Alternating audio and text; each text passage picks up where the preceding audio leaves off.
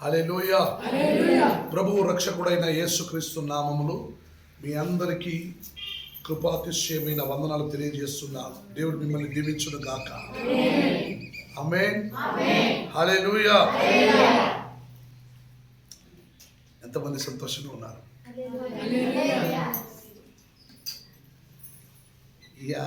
ఎప్పుడు యేసు స్వామిని నమ్ముకున్నాను అప్పుడు ఏ సంతోషం పోయింది. హల్లెలూయా.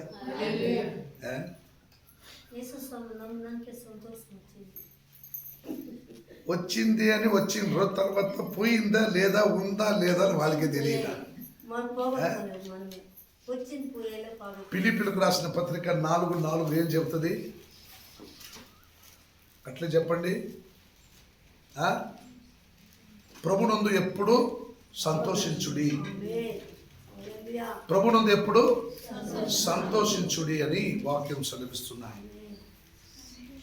సంతోషము అనేదే పోగొట్టుకున్నారు అనేక క్రైస్తవులు. హల్లెలూయా. ప్రారంభించడానికి ముందరే మీ తలలు కింద వంగిపోయింది. అందరూ మీ తల పైకి ఎత్తండి, బాగా స్టడీగా కూర్చోండి, దేవుని వాక్యం విందాం. హల్లెలూయా. రైట్. మంచి బిర్యానీ ఈరోజు అక్కడ కాదు ఇక్కడ. హల్లెలూయా. చికెన్ కబాబ్ అంతా ఉన్నాయి ఇక్కడ ఈరోజు. దేవుని నామానికి స్తోత్రం. నేరుగా వాక్యానికి వెళుదాం. గమనించండి, ఇజ్రాయేలు వారి ప్రజలను వారు ఆశీర్వాదకరంగా దీవిస్తున్నారని వారందరికీ తెలుసు. నీకు తెలుసు, మాకు తెలుసు. ఐగుప్తు దేశంలో ఉన్నవారైన ఇజ్రాయేలు ప్రజలను మోషే మూలమై దేవుడు కనాన్ దేశానికి తీసుకొని వస్తానని వాగ్దానం చేశాడు. హల్లెలూయా. ఇజ్రాయేలు వారిని కానాను దేశానికి వారు తీసుకొని వచ్చిన వెంటనే దేవుడు వారిని పాలు తేనె ఉన్న దేశంలో నేను మిమ్మల్ని ఆశీర్వదించి పెట్టి ఉన్నానని దేవుడు అన్నాడు. హల్లెలూయా. హల్లెలూయా. తో ఇజ్రాయేలు వారి ప్రజలు ఐగుప్తులో నుండి బయటికి రావడంలోనే దేవుడు వారిని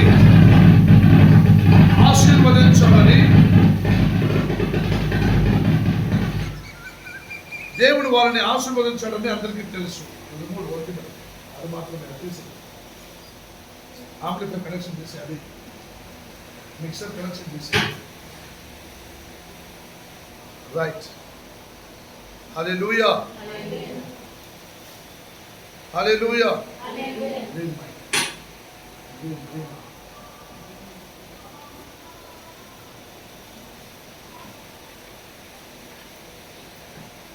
హల్లెలూయా.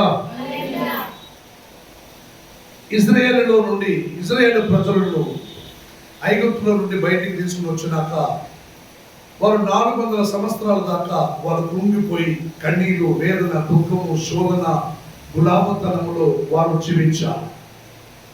తర్వాత బయటకు వచ్చినాక పాలు తేనె ఉన్న దేశానికి దేవుడు రప్పించినాక వాళ్ళు ఆశీర్వాదకరంగా దేవుడు వారిని పెట్టి ఉంది. ఆశీర్వాదకరంగా పెట్టి ఉండక కొన్ని కాలాలు గడిచిన తర్వాత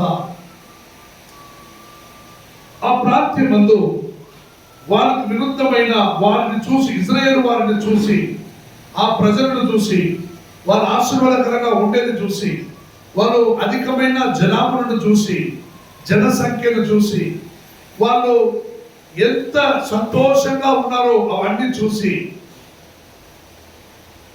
మోవాబు దేశమందున బాలాకు అనే రాజుకు కడుపుమంట వచ్చింది. ఏమొచ్చిందండి?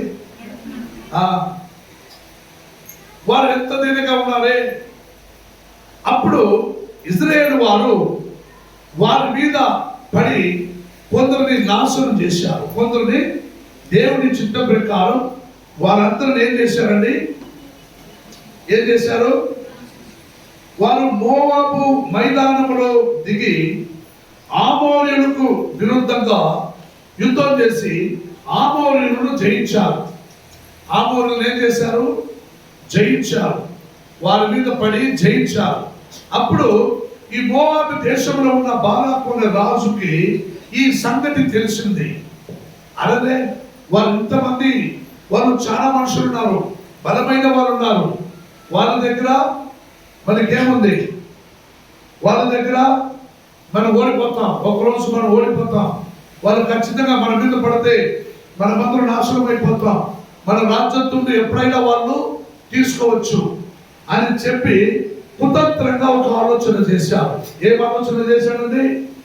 కుతంత్రంగా ఒక ఆలోచన చేస్తారు. అదేమిటంటే ఈ ప్రజలందరినీ ఏదైనా చేసి కొంచెం మోసం చేయాలి. అప్పుడు బాలాము అనే ఒక ప్రవక్తుడు ఉండటం ఆయనకు తెలుస్తాయి. బాలాము అనే ఒక ప్రవక్తుడు ఆశీర్వదిస్తే ఆశీర్వాదం, శపిస్తే శాపం. దేవుడు అటువంటి ఒక వ్యక్తిని ఆశీర్వదించడానికి, శపించడానికినే పెట్టి ఉండిండు. బాలాము ఎవరిని ఆశీర్వదిస్తాడో వాళ్ళు ఆశీర్వదింపబడతారు, బాలాము ఎవరిని శపిస్తాడో వాళ్ళు శాపగ్రస్తులు అవుతారు. ఈ సంగతి తెలిసిన బాలాకు అనే రాజు ఈ బిలామా అనే వాడిని తీసుకురమ్మని చెప్పాడు.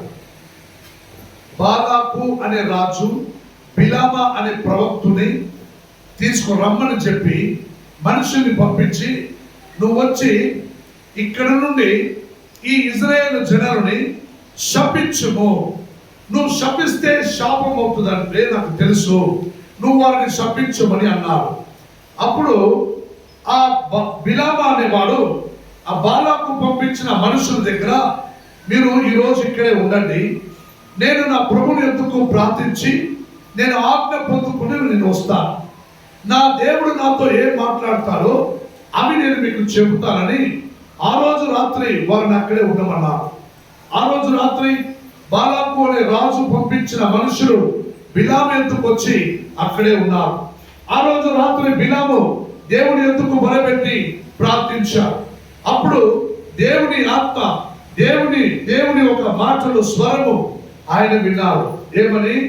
నువ్వు ఎవరు ఆ మనుషులు వచ్చినది?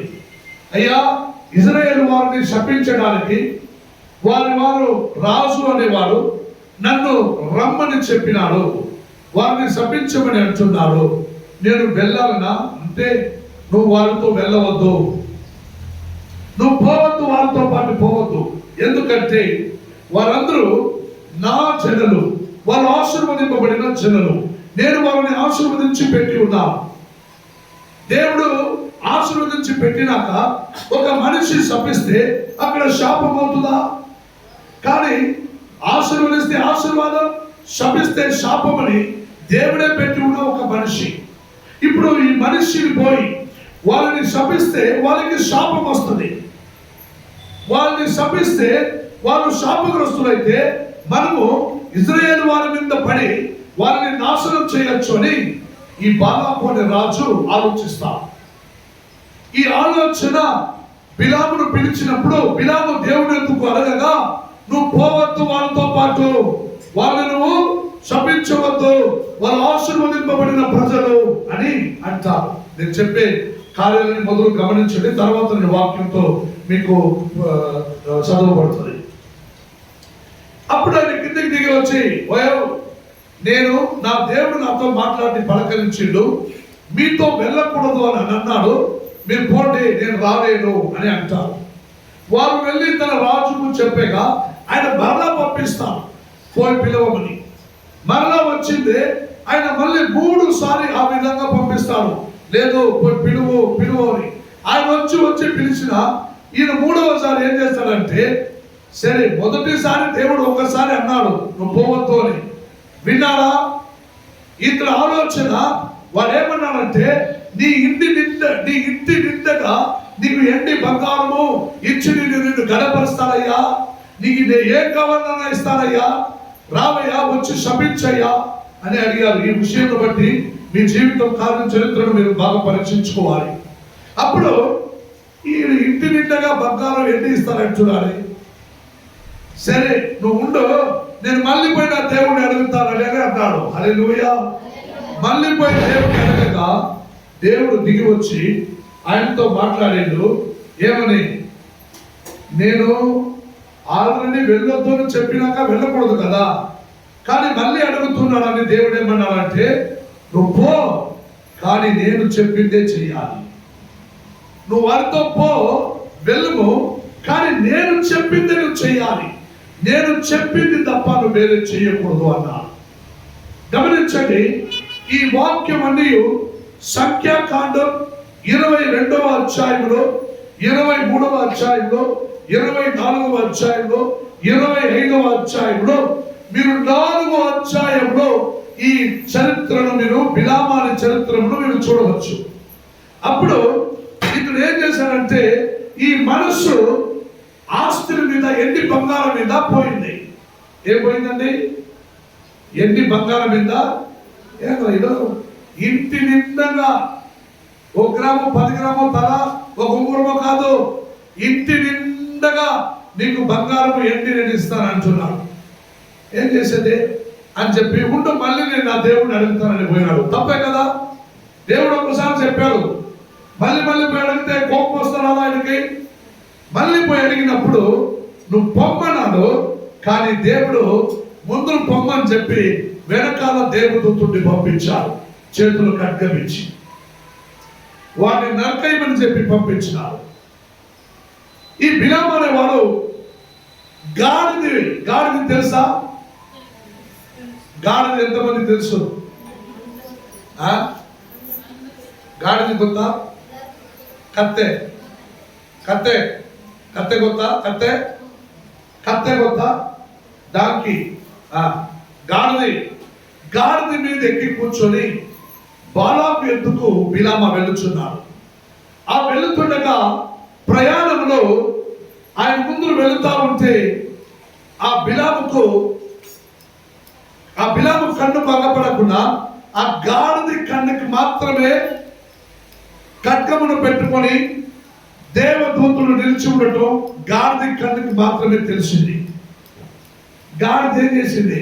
ఇటు పోతా ఉంటే టక్కని తిరుగుకొని ఇట్లలో అడవి ప్రాంతం వెళ్ళిపోయింది. ఆయన దిగి బాగా గాడిదని కొట్టిండు. గమనించండి, గాడిదని కొట్టి మళ్ళీ ఎక్కిండు. పో నేరుగా అన్నాడు. మళ్ళీ పోతా ఉంటే మళ్ళీ అదే ప్రకారం దేవదూతుడు చేతిలో ఖడ్గం పెట్టుకొని ఆయన అడ్డం నిలుచుకొని. ఇది గాడిది కన్నుకు మాత్రమే తెలిసింది. అప్పుడు గాడిది మళ్ళీ ఏం చేసిందంటే ద్రాక్ష తోటం లోపలికి వెళ్ళిపోయింది. మళ్ళీ దిగి బిలాము గాడిదని కొట్టిండు. గాడిదని రెండోసారి కొట్టిండు. మళ్ళీ గాడిద మీద ఎక్కి ముందుకు పొమ్మంటే మళ్ళీ మూడవసారి ఖడ్గం పెట్టుకుని దేవదూతుడు నిల్చుండుట ఆ గాడిద చూసింది. అప్పుడు రెండు పక్కన గోడ మాదిరిగా మరలా తిరుక్కుని పోలేక అదేం చేసిందంటే అలా తిరుక్కుని పోయేటప్పుడు బిలామ కాలు కొంచెం గోడకి తగిలి నొప్పింది, కింద పడిపోయినాడు. లేచి ఆ గాడిదని బాగా కొట్టిండు. అప్పుడు దేవుడు ఆ గాడిద నోరుని తెరిచాడు. గాడిద నోరుని మీరు తెరవాలి. ఇప్పుడు నోరు, గాడిద నోరుని తెరిచాడు. మీరు తెరవకపోతే గాడిద నోరు తెరుస్తాడు దేవుడు. గాడిద నోరుని తెరిచాడు. హల్లెలూయా. గాడిద నోరు తెరిచి 22వ అధ్యాయంలో 28వ వాక్యం చదవండి.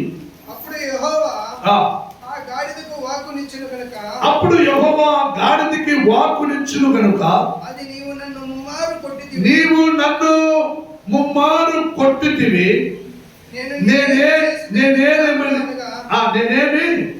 చేసి తిని అని బిలాముతో అనగా బిలాము నీవు నా మీద తిరిగిపడితివి,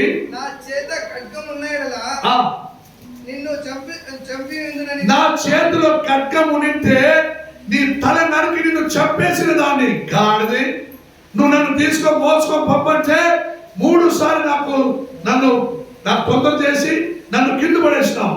చేతులు కత్తుంటే నేను నరికిన వాడిని గాడిద అని చెప్పి తిట్టిండు. ఏమని తిట్టినాడండి? చేతిలో ఖడ్గం ఉంటే నేను నిన్ను నరికింటాను గాడిది అన్నాడు. హల్లెలూయా. దానికి ఎక్స్ట్రా పదాలు మనకు వద్దు. అప్పుడు గాడిద నోరు తెరిచి, నేనేం చేశానయ్యా, మూడు సారి నన్ను నీవు కొట్టావు అని చెప్పి అడుగుతా ఉన్నాయి.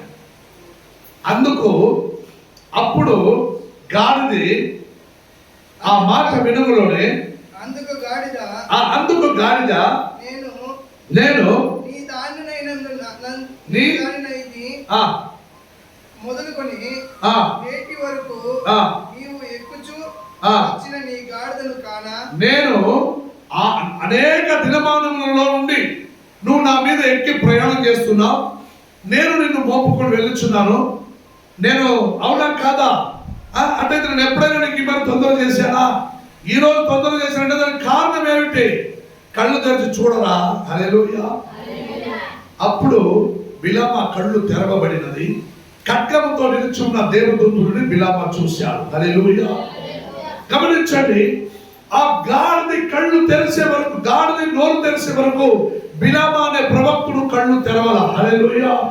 ఆయన ఒక పెద్ద ప్రవాది, పెద్ద ప్రవక్తుడు బిలామ. ఆయన దేవుని ఎందుకు దేవుడు పెట్టబడి ఆశీర్వదింపబడి ఆయన తన సేవలో, తన కుటుంబంలో, తన జీవితంలో అన్నిటిలో ఆశీర్వాదకరంగా పెట్టి, నువ్వు ఆశీర్వదిస్తే ఆశీర్వాదం, నువ్వు శపిస్తే శాపమని నిన్ను దేశాంతర వ్యాప్తి, నిన్ను అనేకుడికి ప్రయోజనకరంగా నిన్ను పెట్టి ఉన్నాడు. కాబట్టి గాడిది నువ్వేం చేశావు? వాడిచ్చే ఎండి బంగారానికి ఆశపడినావు. వాడిచ్చే ఎండి బంగారానికి ఆశపడి నువ్వేం చేశావు? ఎండి బంగారానికి ఆశపడి మరలా నా దగ్గరకు వచ్చి నువ్వు నన్ను అడిగినావు. వారితో పోయినా మొదటిసారి నేను వద్దని చెప్పినానా? మళ్ళీ రెండోసారి నువ్వు నాతో పోయి వారికి శపించని అడుగుచున్నావు. వారిని ఐగుప్త దేశంలో నుండి రప్పించిన దినమొదలుకొని నేను వారిని ఆశీర్వదించి పెట్టి ఉన్నానే. నేను ఆశీర్వదించిన ప్రజలని నువ్వు ఎలా శపిస్తావు? శపించమని ఆశీర్వదించమని నేను నీకు ఆజ్ఞలు ఇచ్చినాను, కరెక్ట్. నేను ఎవరిని శపించమని అంటానో నువ్వు వారిని శపించు, ఎవరిని ఆశీర్వదించమంటానో నువ్వు వారిని ఆశీర్వదించు. ఆశీర్వదింపబడిన నేను ఆశీర్వదించిన నా ప్రజలని నువ్వు శపించేదానికి నన్ను బల్లి వచ్చి నన్ను అడుగుతావా? దేవదూతుడు అన్నాడు, ఒరే గాడిది, ఆ గాడిది తప్పిపోకుండా ఉంటే నీ తలని నరికిట వాడిని. ఆ గాడిది కళ్ళు కనపడి ఆ గాడిది తప్పించుకుంటూ పోయింది కాబట్టి నీవు తప్పించుకున్నావు. ఆ గాడిద ఏమైనా తప్పించుకొని పోకుండా నేరుగా వచ్చింటే నేను నిన్ను నరికిన వాడిని. ఎందుకంటే నా దేవుని బాటకు విరోధంగా నువ్వు కోపమును రప్పించి నువ్వు ముందుకి కొనసాగుచున్నావు. అయినా దేవుడు ఏమన్నాడు? పో. కానీ నా దేవుడు పలకరించే మాట తప్ప, ఆశీర్వాదము తప్ప నువ్వు వారిని తప్పి కూడా శపించకూడదు అని చెప్పి దేవదూతుడు వెళ్ళిపోయినాడు. హల్లెలూయా.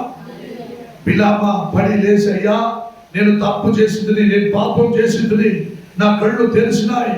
ప్రభువా, నీవు నా త్రోవలో నిలిచి ఉన్నావు. దూతుడా, నాకు తెలియకపోయినా నీ సాష్టాంగ నమస్కారం చేసి, ఇదిగో నా ఎదుట నీ నడత విపరీతమైనది కనుక నేను నీకు విరోధినై బయలుదేరి వచ్చి తిని అని దేవదూతుడు అన్నాడు. హల్లెలూయా. ఏమన్నాడండి? నీవు నాకు విరోధి అయి బయలుదేరి నేను నీకు వచ్చి తిని నీవు నాకు కోపమును రప్పించింది. హల్లెలూయా. హల్లెలూయా. అప్పుడు బిలాము 34వ వాక్యం చదవండి, 34, 35.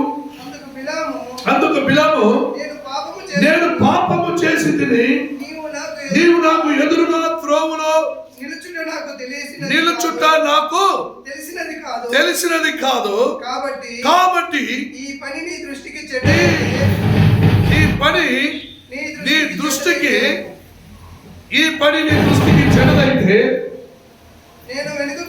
నేను వెనుకకి వెళ్ళదనని యెహోవా దూతతో చెప్పగా, యెహోవా దూత, నీవు మనుషులతో కూడా వెళ్ళము, అయితే నేను నీతో చెప్పే మాటయే కాని మరి ఏమీ పలకకూడదని బిలాముతో చెప్పెను. హల్లెలూయా. హల్లెలూయా. దేవుడు అనేక సారి నిన్ను ఆశీర్వదించి పెట్టినాడన్నదే నువ్వు మర్చిపోతావు.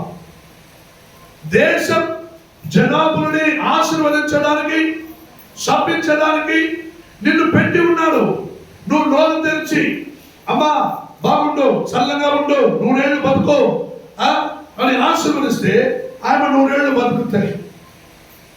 అమ్మా నీ గర్భం ఆశీర్వదింపబడని అని ఆశీర్వదిస్తే వాళ్ళు గర్భం తెరవబడతారు. అమ్మా నువ్వు చల్లగా ఉండు అని ఆశీర్వదిస్తే వాళ్ళు చల్లగా ఉంటారు. అమ్మా నువ్వు 100 ఏళ్ళు బతుకో అంటే 100 ఏళ్ళు బతుకుతారు. కానీ దేవునికి విరుద్ధమైన ప్రజలందరినీ దేవుడు శపించమంటే, ఇగో మీరు దేవునికి విరుద్ధమై చేతులెత్తారు, మీరు పూజించారు, విగ్రహారాధన చేశారు, ఇటువంటి కార్యము చేసినందువల్లే నేను నా దేవుడు మిమ్మల్ని శపిస్తున్నానని, శపించమని నేను నిన్ను పెట్టి ఉన్నానని అంటున్నాను. అలా పెట్టబడిన వాడు నీవు ఎంతో గొప్ప వ్యక్తి కాదా? మన దేశం ఒక ఉన్నతమైన స్థానంలో, ఒక దేశంలో ఒక ఉన్నతమైన స్థానంలో ఒక వ్యక్తి ఉంటాడు. మొత్తం అధికారమైన చేతిలో ఉంటుంది. కానీ ఎంత కావాలని కోటి కోటి డబ్బులు ఆయన దోచుకుంటే వదిలిపెడతారా? ఒకరోజు కనిపెట్టేస్తారు. అన్ని ఆయన చేతిలో ఉందని ఎంతలో దోచుకోవచ్చా? ఆయన మనస్సు నీ ఇంటి నిండగా ఎండి బంగారం ఇస్తానలోనే ఆయన మనస్సు మారిపోయింది. ఇంకొకసారి దేవుని అడుగుదామా? నాకు ఇంత నిండగా ఎండి బంగారం ఇస్తానంటున్నారు. ఇంకొకసారి దేవుని అడుగుతాను, దేవుడు నన్ను ఏమైనా పొమ్మంటే నేను గడగడగడగడగా పోయి వాళ్ళని శపించి నా ఇంటి నిండగా ఎండి బంగారం చేసుకుంటానని అనుకున్నారు. హల్లెలూయా. కానీ ఇంటి నిండగా ఎండి బంగారం చేసుకుంటున్నానని అన్నది మాత్రం కాక, వారి దగ్గరికి వెళ్ళినప్పుడు బాలాకు అనేవారు తూర్పు, పరముట, ఉత్తర, దక్షిణాన్ని దిక్కులో తీసుకోమని నిలబెట్టి, చూడు వీళ్ళే ఇశ్రాయేలు, వెళ్ళి శపించు అంటారు. వారు 2 చేతులెత్తి దేవాది దేవుడు ఆశీర్వాదములకు పాత్రులుగా పెట్టబడిన వీళ్ళు ఎప్పటికీ ఆశీర్వాదకరంగానే దీవించబడతారు, వీళ్ళు దీవించబడును గాక అని ఆశీర్వదిస్తాడు. కానీ శపించలేదు. మళ్ళీ మరొక తూర్పులో వేసుకుపోయి ఇక్కడి నుండేలా వాళ్ళు శపించయ్యా, మళ్ళీ శపించకుండా ఆశీర్వదించారు. మరి నువ్వేంద్రా, నువ్వు శపించకుండా పోతే పోనీ, నువ్వు వాళ్ళని ఆశీర్వదించొద్దు, నువ్వు పోరా ఇంటికి అన్నారు. బిలాము అనేవాడు పోయేటప్పుడు ఒక మాట, ఇంత ఘోరం మధ్యలో ఖడ్గం పెట్టుకుని దేవదూతుడు చంపేస్తానని నిలబడినా కూడా వారికి భయం లేకపోయింది. పోయేటప్పుడు ఒక సలహా, బాలాకుకు ఒక సలహా ఇచ్చిపోయినాడు. ఏమని ఇచ్చిపోయినాడు? రే, నా వల్ల అయితే కాదు, నేను ఒక సలహా ఇస్తాను, నువ్వేం చేయి, నీ మోవాబు దేశంలో ఉన్న అందమైన స్త్రీలను బట్టి ఒక పూజ పునస్కారములు విగ్రహారాధనలు చేయబడి వాళ్ళందరినీ భోజనానికి పిలిచి ఇజ్రాయేలులో ఉన్న మగవాళ్ళందరికీ మంచి అన్నం పెట్టి వాళ్ళతో కలవని వల్ల ఆటోమేటిక్గా వాళ్ళు చెడిపోతారు, ఆటోమేటిక్గా వాళ్ళు ఆశీర్వాదం పోతాయి అని ఒక సలహా ఇచ్చి వెళ్ళిపోయినాడు ఎదవా. అప్పుడు మోవాబు దేశంలో ఉన్న స్త్రీలందరూ మా ఊర్లో పండగ, మా ఊర్లో జాతర, మా ఊర్లో విశేషమైన కార్యాలని వాళ్ళందరూ ఏం చేశారు? కోళ్ళు, గొర్రెలు, బర్రెలను కొట్టి వాళ్ళందరినీ భోజనానికి పిలిచిండు. వీళ్ళందరూ ఇశ్రాయేలు వాళ్ళందరూ వాళ్ళతో కలిసి బాగా భోజనం, అన్నం తినుకుంటూ వాళ్ళు చేసే విగ్రహ ఆరాధనలు పాలు పొందారు. అప్పుడు దేవుని కోపం బలంగా ఇశ్రాయేలు వారి మీద దిగినాయి. బిలాము చేసిన ఈ తప్పు, ఈ సలహా, దేవుని కోపం బలంగా వారి మీద దిగినది. అప్పుడు దేవుడు వారి మీద కోపమును రప్పించి క్షణమాత్రములో 24,000 మనుషుల్ని చంపేశారు. హల్లెలూయా. ఎంతమందిని? 24,000 మనుషుల్ని చంపేశారు.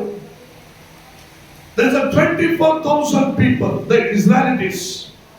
ఇజ్రాయేలు వారిని మొగళ్ళందరినీ 24,000 మనుషుల మీద దేవుని కోపం ఒకే క్షణంలో దిగినాయి. హల్లెలూయా. ఇందులో మీరు తెలుసుకోవాల్సిన విషయం ఏమిటి? మీరు ఆశీర్వాదానికి పిలిచిన వాళ్ళు, దీవించబడడానికి పిలువబడిన వాళ్ళు, ఎన్ని బంగారము, ఓ సమస్యలు, కష్టాలు, కన్నీళ్ళు ఇవన్నిటిని చూసి, ఓ బాధను చూసి, దుఃఖమును చూసి మీరు దేనికి భయపడకుండా మీరు స్థిరంగా నిలబడాలి. హల్లెలూయా. మీరు స్థిరంగా వాడబడాలి. హల్లెలూయా. అయితే దేవుడు ఈ మాటను పలకరించమని అంటున్నాడు. ఈ వాగ్దానములన్నింటినీ గమనించిన వారైన మీరు 2 పేతురుకు రాసిన పత్రిక 2వ అధ్యాయం 15-16 వాక్యం చదవండి. 2 పేతురుకు రాసిన పత్రిక 2వ అధ్యాయం 15-16 వాక్యం.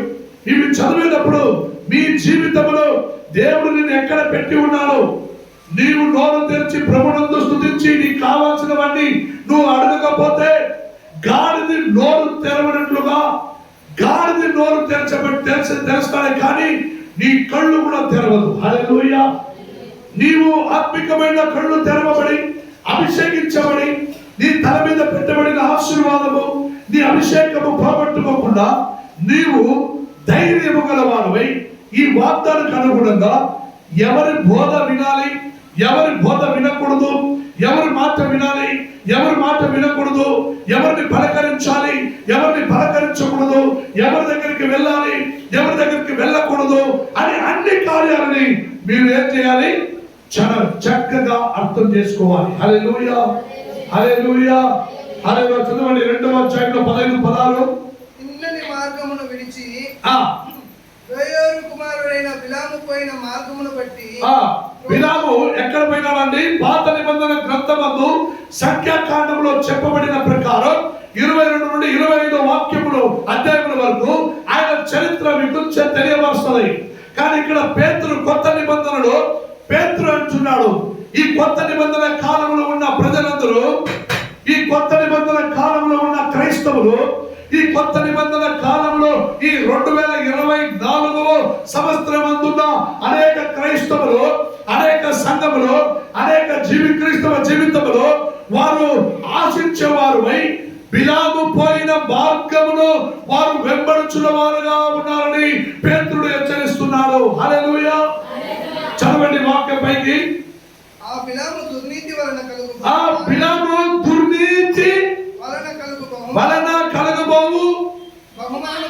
బహుమానమును ప్రేమించాడు. హల్లెలూయా.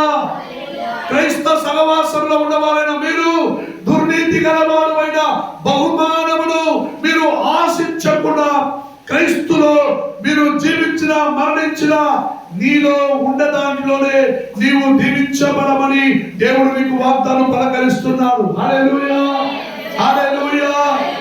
ఒకసారి నేను బస్సులో ప్రయాణం చేసినప్పుడు వివేకానంద ఒక మాట చెప్పాడని బస్సులో రాసి నిన్ను బెంగళూరు సిటీలో, నీ దగ్గర ఏముందో అందులోనే నువ్వు తృప్తిపడు, నీ దగ్గర ఏముందో అందులోనే తృప్తిపడు, అధికంగా ఆశించొద్దు అని వివేకానంద చెప్పారని వ్రాయబడి ఉంది.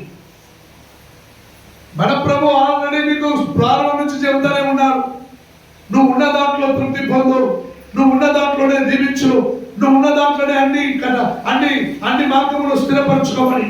ఆయన ప్రారంభ దినములలో అందరూ కొంచెం గట్టిగా కొంచెం బలంగా వాడబడినారే కానీ ఈ మధ్యలో 2 సంవత్సరాలు కరోనా వచ్చిన వల్ల ఆ కరోనా వచ్చి అవి పోయిందో కాదు, ఇప్పటి వరకు ఆ కరోనాలో చచ్చిపోయిన వారు పోయినారు. కానీ కరోనా నుంచి రక్షింపబడి కాపాడబడిన క్రైస్తవులందరూ ఇంకా కరోనాలో ఉన్నట్టే జీవిస్తున్నారు. హల్లెలూయా. వాళ్ళు ఇంకా అదే భీతి, అదే భయం, అదే మరణ భయం, అదే పోరాటం, అదే కన్నీళ్ళు, అదే పోరాటం. ఇల్లు విడిచి వాకులు దాటి కడప దాటి బయటికి రావాలన్నా వారి వల్ల కాలేదు. హల్లెలూయా. ఇంకా ఆ స్థితిలోనే కనబడుతున్నారు. కరోనా ఏమో పోయింది కానీ ఆ నాడులో ఉన్న స్థితిగతి క్రైస్తవ జీవితంలో ఇప్పుడు దాకా ప్రేరేపిస్తానే ఉన్నది. హల్లెలూయా. కరోనా కాలమున సమస్యలు ఎదురైనది. అటువంటి దినమానములలో అనేక దైవ సేవకులు కూడా కొందరు ఉద్యోగానికి కూడా వెళ్ళిపోయినారు. అనేక దైవ సేవకుల కుటుంబంలో ఉద్యోగం చేసుకున్నదానికి వెళ్ళిపోయినారు. ఏదో ఒక మార్గం, ఒక సంపాదన, ఒక ఆదాయం కావాలి, ఏదో తినాలి, బతకాలని వారందరూ ఆ సమయమందున అలా మార్గం తప్పిపోయిన హల్లెలూయా. కానీ బిలాము చేసిన దుర్నీతి కార్యం ఏమిటంటే ఆ బహుమానం మీద ఆశించడం. ఎండి బంగారం ఇంటి నిండుగా ఇస్తారన్నాడే, ఆ బహుమానం మీద ఆశించడం. ఆయన ఆశించినందువల్ల ఆయన ఆశీర్వాదం పోయినాయి. హల్లెలూయా. అందుకే యూదా గ్రంథమందు ఒక వాక్యం చదవండి. యూదా 1వ అధ్యాయం 11వ వాక్యం చదవండి. యూదా ప్రవక్తుడు ఒక మాట చదివిస్తున్నాడు. 1వ అధ్యాయం 11వ వాక్యం, ద బుక్ ఆఫ్ జూడ్. అయ్యో వారికి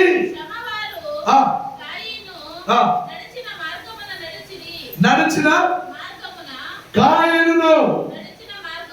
గమనించండి, మరొకసారి చదవండి సిస్టర్. అయ్యో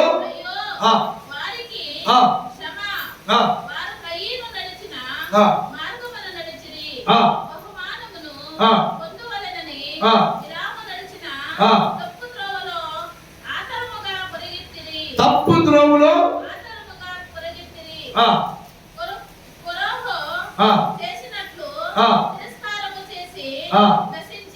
ఆమేన్. హల్లెలూయా. కాయిన మార్గము, బిలామ, కొరోన, ఈ ముగ్గురు మార్గము. కాయిన్ ఏం చేశాడండి? ఏం చేశాడు? దేవునికి ప్రియమైన కానుకలు ఇవ్వకుండా, దేవునికి ప్రియమైన కానుకలు ఇచ్చిన వాడిని, తన సొంత తమ్ముడిని ఆయన ఏం చేశాడు? చంపేశాడు.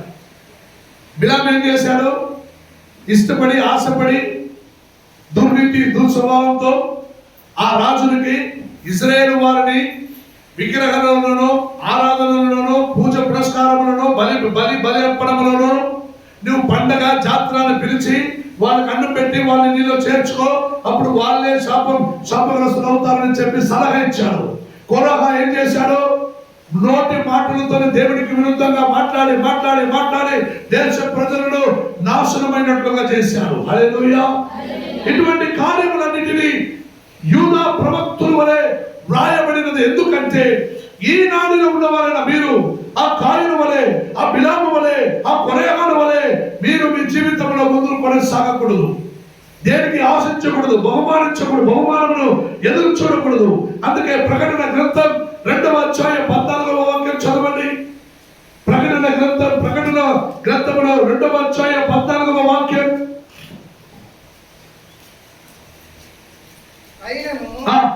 నేను మీ మీద కొన్ని తప్పిదములను మోపవలసి. గమనించండి, మీరు ఎంత ఆశీర్వాదాలకు పాత్రులైనా, మీరు న్యాయవంతులుగా జీవించకుండా, మీరు వేషధారులై, మీరు సంఘములో వచ్చి, మీరు సేవకులను ఏమారించి, విశ్వాసులు ఒకరొకరు ఏమారించుకుంటూ, ఏదో వచ్చినారనుకుంటూ వారమంతయు మీరు తిరిగి చూడకుండా, సంఘంలో మీరు ఉండి వెళ్ళిపోయిన తర్వాత ఆ బైబిల్ కూడా చదవకుండా, ఆ బైబిల్ ముట్టకుండా, దేవుడికి స్తుతించకుండా, ఒక ఆరాధన చేయకుండా, మీ ఇష్టానుసారంగా జీవించి నువ్వు బ్రతుకుతున్న వారమై ఉండిపోయి నిన్ను నువ్వు మోసం చేసుకుంటున్నావు. అందుకే ఈ నాడులో ఉన్నవారైన ప్రజలను చూసి పేతురుడు అన్నాడు, వీళ్ళందరూ దుర్బోధనలకు జాగ్రత్త పడాలి. బిలాము వలె సలహాలు ఇస్తా ఉంటాడు అపవాది. ఆ సలహాలకు మీరు జాగ్రత్త పడాలి. బహుమానములకు మీరు జాగ్రత్త పడాలి. కాయిను వలె, బిలాము వలె, కొరేహాన వలె మీరు జీవించకూడదు అని ప్రవక్తుడు యూదాను హెచ్చరిస్తున్నాడు. ప్రకటన గ్రంథమందున 2వ అధ్యాయం 14వ వాక్యం చదవండి. ఆయనను నేను నీ మీద కొన్ని తప్పిదములు మోపవలసి ఉన్నది. ఆయనను నేను నీ మీద కొన్ని తప్పిదములను మోపవలసినది.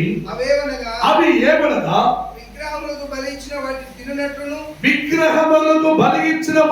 తినునట్లును, జారత్వము చేయనట్లును, ఇశ్రాయేలీయులకు ఊరి ఒట్టమని బలామునకు నేర్పిన బిలాము బోధను, ఇశ్రాయేలు వారి మీద ఇలా ధోరణ చేయమని సలహా, ఇవన్నిటిని ఎవరిచ్చారు?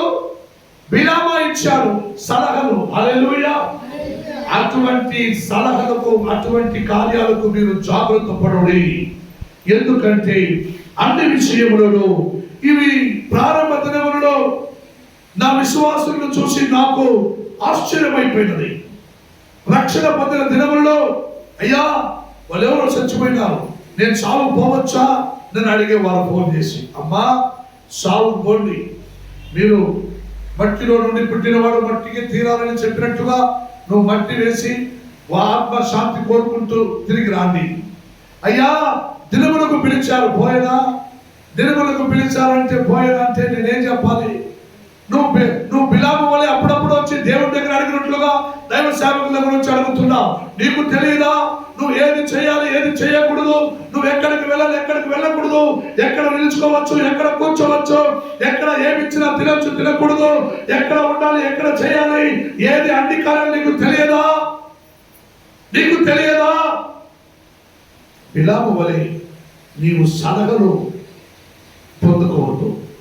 అవంతా ఏం పొందలేదు, అవంతా ఏం పొందలేదు. దేవుడు ఒక మాట అంటున్నాడు, అనేకులకు అనేక విధంగా జాగ్రత్త పరచారు. కానీ ప్రియమైన దేవుడులారా, మీరు మీ జీవితాంతరములో మీరు చేయవలసిన కార్యం ఏమిటంటే దుర్బోధనలకు, సలహలకు మీరు జాగ్రత్త పడండి.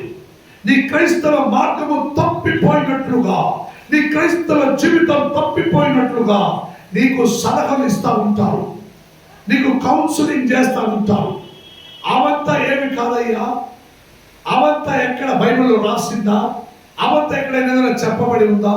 ఈ బైబిల్లో నువ్వు చదువుకున్నావంటే, నువ్వు వెతికి వెతికి వెతికి చదువుకున్నావంటే నీకు కావలసిన అన్ని ఆలోచన సలహాలు ఈ ధర్మశాస్త్రం నీకు ఇచ్చుచుంటుంది. హల్లెలూయా.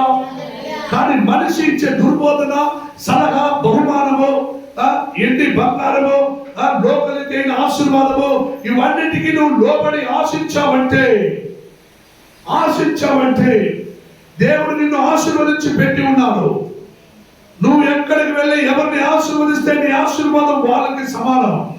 నువ్వు ఎక్కడికి వెళ్ళి ఎవరిని శపిస్తే ఆ శాపం వాళ్ళకి తగులుతాయి. నువ్వు ఎక్కడ ఎవరింటికి అడుగు పెట్టినా ఆ ఇంటిలో నా దైవ సేవకుల పాదాలు ఎంతో రమ్యమైనది, అందమైనదని దేవుడు అంటున్నాడు. దైవ సేవకులుగా మీరు విశ్వాసించేవారని మీరు ఎవరింట్లో అడుగు పెట్టినా ఆ ఇంట్లో ఆశీర్వాదం, సమాధానం కలుగును గాక అని చెప్పి రండి. వాళ్ళు ఆ సమాధానములకు, ఆశీర్వాదములకు వాళ్ళు పాత్రులైతే నువ్వు ఇచ్చిన సమాధానం, నువ్వు ఇచ్చిన ఆశీర్వాదం వాళ్ళు పొందుకుంటారు. అందుకు వాళ్ళు పాత్రులు కావాలంటే నువ్వు వారింట్లో నుండి వెళ్ళుచుండగా నువ్వు ఇచ్చిన ఆశీర్వాదం, నువ్వు ఇచ్చిన సమాధానం నీతో పాటు బయటకు వచ్చేస్తాయి అని వాక్యం సెలవిస్తున్నది. నీవు సలహలకు, బహుమానములకు, ఎండి బంగారములకు, సొమ్ములకో, డబ్బులకో ఆశించి ఈనాడు నువ్వు పలకరించే మాటలేమిటి? ఈనాడు చెప్పే నీ సాక్ష్యమేమిటి? ఈనాడు నువ్వు అడిగే విధములేమిటి? ప్రార్థన చేయమని చెప్పడం ఏమిటి? It's what going on in the beginning. ప్రారంభ దినములలో ఆజ్ఞలతో పాటు దేవుని మాటలు విని దేవునికి లోబడి ఏం చేయాలో తెలియక దేవుని కొరకు నేను జీవించాలి, సేవ చేయాలని నువ్వు ఆదుకున్నావే. సమస్యలు వచ్చినప్పుడు, బాధలు ఉన్నప్పుడు ప్రభుని పాదములు గట్టిగా పట్టకుండా నీ క్రైస్తవ జీవితంలో నువ్వు కొంచెం సలహాలో, కొంచెం బహుమానములను చూసినందువల్లే ఈరోజు ఇటువంటి స్థితిగతులకు క్రైస్తవులు పడిపోయి ఉన్నావు. అటువంటి సలహా, అటువంటి కౌన్సిలింగ్, అటువంటి బహుమానములను మీరు ఎప్పుడు దాకా ఎదురు చూడకుండా నన్ను ఆశీర్వదించడానికి పిలువబడిన నా దేవుడు నా పక్షమై నాకు తోడుగా ఉన్నంత వరకు నాకు ఏది కలగదు. హల్లెలూయా.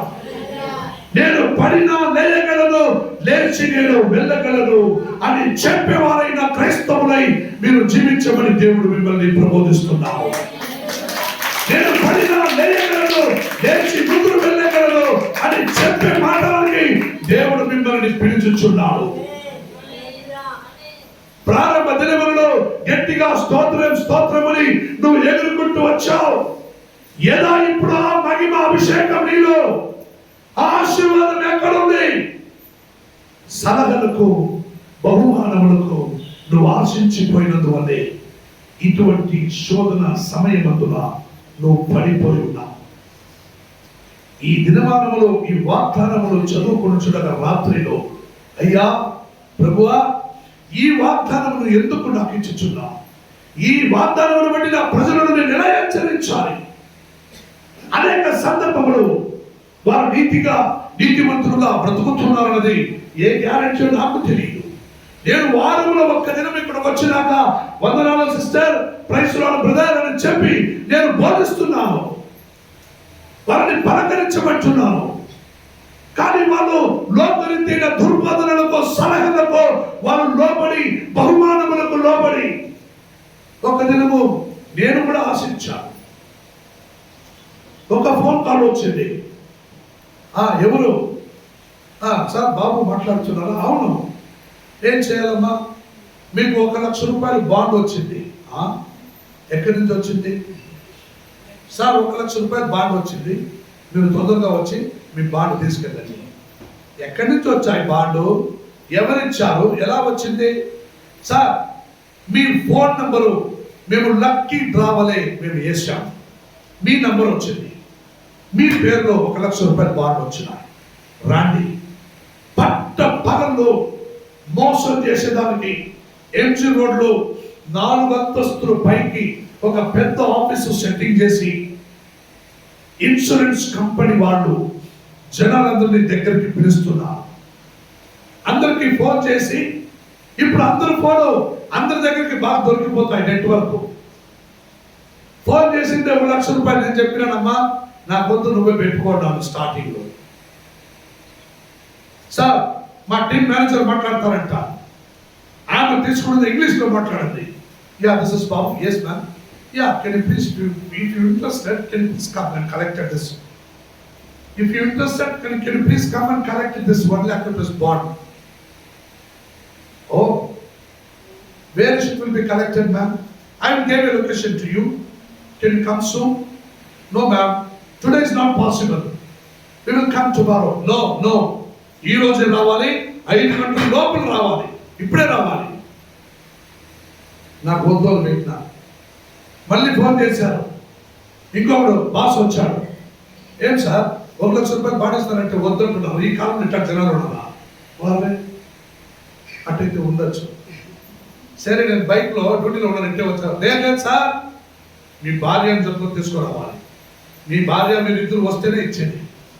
ఏదరా ఈ భార్య తీసుకురమ్మంటున్నాడు? ఇంటికి వచ్చినాను, అమ్మా ఏదో బాగా వచ్చిందంటే అప్పుడు రమ్మంటే ఇద్దరు పోయినాం. 4వ ఫ్లోర్ ఎక్కితే పైనుంచి పిలిచిండు, పైకి రా. పోతే నా మాదిరి గొర్రెలు చాలా మంది లోపల దొరికిపోయినారు. అక్కడక్కడక్కడ రౌండ్గా టేబుల్స్ కూర్చోబెట్టుకుని ఆడవాళ్ళు పిలుచుకోరమ్మని చెప్పింది. బాగా వచ్చింది. సార్ మీరు ఒక ఇన్సూరెన్స్ చేయండి, ఒక ఇన్సూరెన్స్ చేస్తే, ఒక ఇన్సూరెన్స్ వేయండి, ఒక ఇన్సూరెన్స్ చేస్తే ఈ 1,00,000 రూపాయలు బాండ్ మీకు ఫ్రీగా వస్తుంది. నేను ఎందుకు ఇన్సూరెన్స్ చేయాలి? సార్ మీరు వేస్తే మీకు బాండ్ వస్తుంది, లేదంటే లేదు. ఈ మాట ముందునే చెప్పి సాగకూడదు నువ్వు. ఈ మాట ముందునే చచ్చింటే ఏదో నేను ఎందుకు వచ్చింటాను. సరే వచ్చేది వచ్చిందనంటే లోపలికి పోయే ముందు యాక్షన్ చూసావా? బయట కూర్చొని ఉంటే లోపల నుంచి బయటికి పోయేవాళ్ళు, అటు పోయేవాళ్ళు మమ్మల్ని ఇటు తొంగి చూసి నవ్విండ్రు. సిస్టరు వాళ్ళు ఏమో చిత్రంగా నవ్వుతున్నా, ఏమో తేడా కనిపిస్తావా?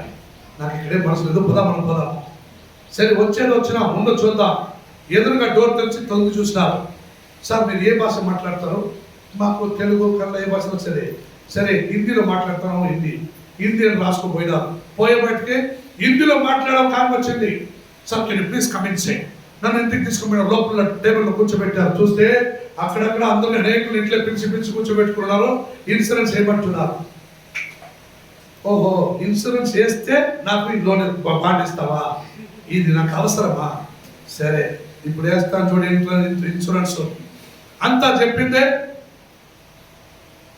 నా సిస్టర్ బ్రైట్ చేంజ్ చేశారు. ఆడవాళ్ళు తెలుసు కదా, అమ్మా నీ మొగుడు చచ్చిపోతే నీకు తర్వాత ఎవరున్నారమ్మా, ఒక ఇన్సూరెన్స్ అన్నా పెట్టుకోమ్మా, నీకు డబ్బులు వస్తాయమ్మా. నీ మొగుడు చచ్చిపోతే 10 లక్షలు.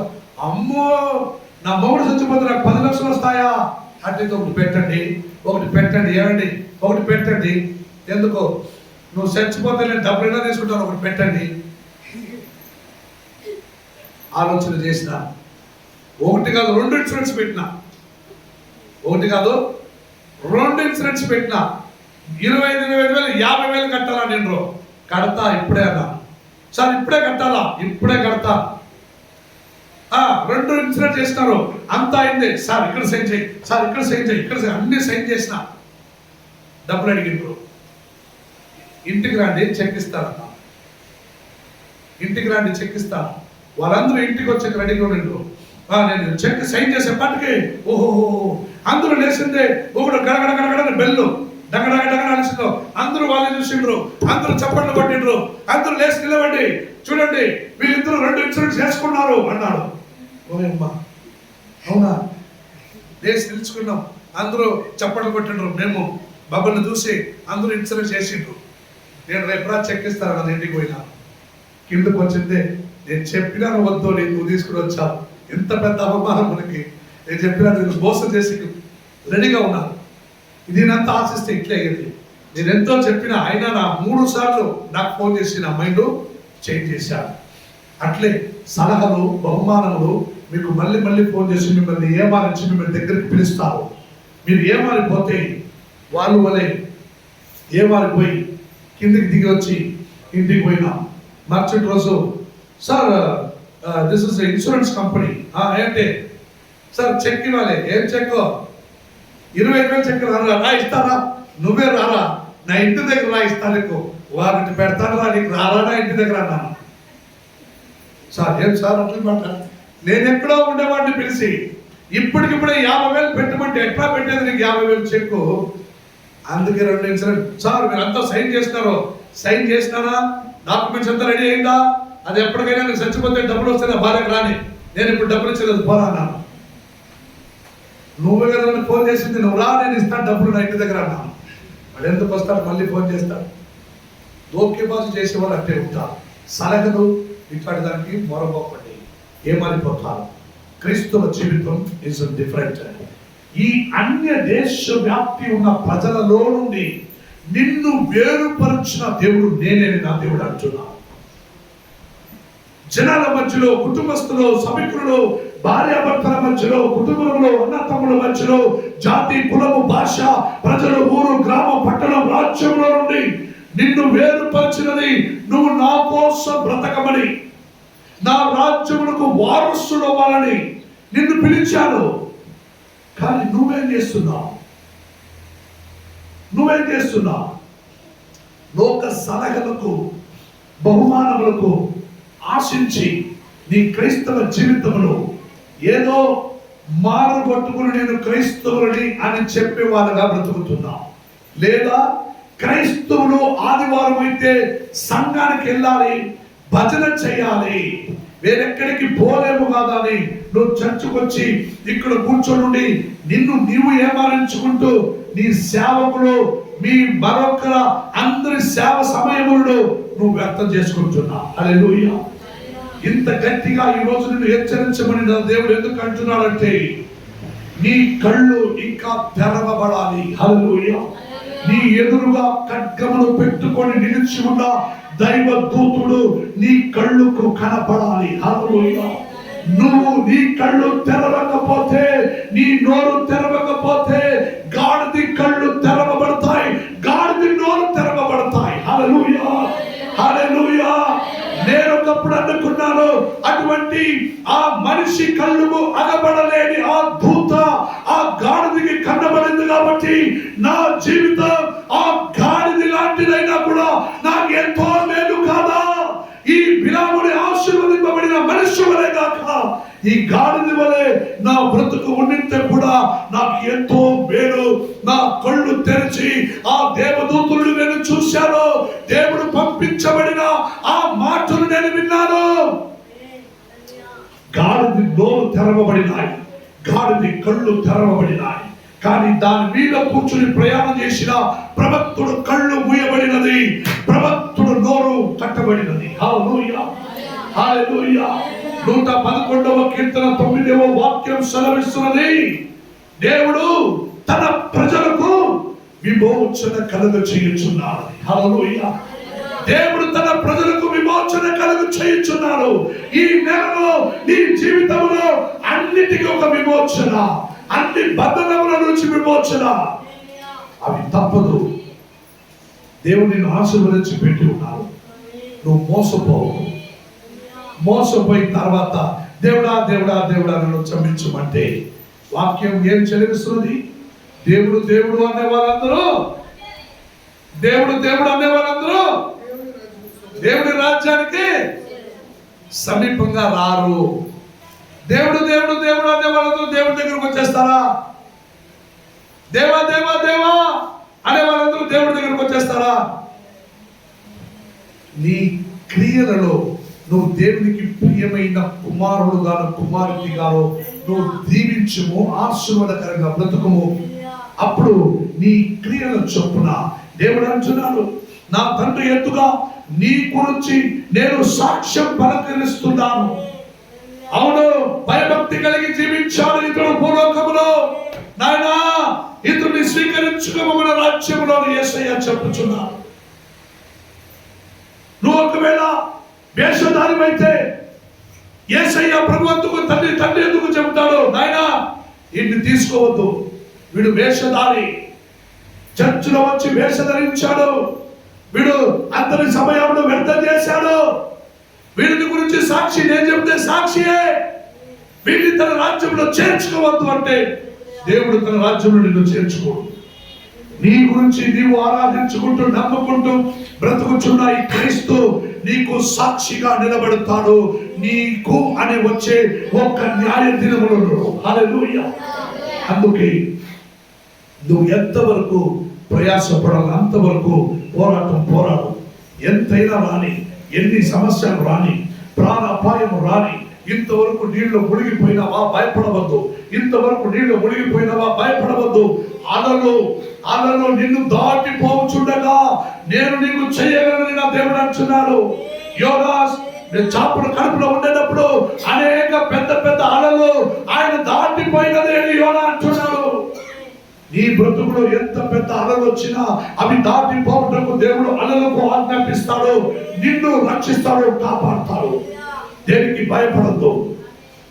ప్రారంభంలో చేసిన తీర్మానం ఇప్పుడు దాకా నువ్వు ఆఖరి ఊపిరి ఉన్నంత కాలం నువ్వు మరణించి చచ్చిపోయి మట్టిలో చేరే వరకు నువ్వు తీర్మానించు. అదే క్రైస్తవ జీవితం. బిలామా, కోరేనా, కాయినా వీళ్ళందరూ వలె నీ బ్రతుకు మారిపోకుండా చూసుకో. కాయిన అంటే ఎవరు? ఇచ్చేదా వద్దా అన్నాడు దేవుడికి. పిసిరితనం ఏమున్నది? ఆ పిసిరితనం ఉన్నది కాబట్టి కానికను దేవుడు అంగీకరించాడు. వాడు ఏం చేశాడు? తమ్ముడు కానికను అంగీకరించాడని తమ్ముడిని చంపేశాడు. బిలామా ఎండి బంగారాలకు ఆశపడే ఇప్పుడు దేవుడి మాట వినాడు.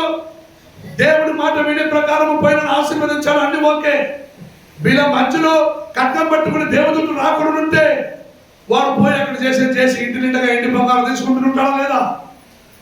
అయినా వాడు మనసు తెలుసుకొని దేవుడు మార్గ మధ్యలో హెచ్చరించినా కూడా ఆఖరిలో సలహా ఇచ్చినాడు అని వాక్యంలో ఉన్నాయి. ఏమిచ్చినాడు?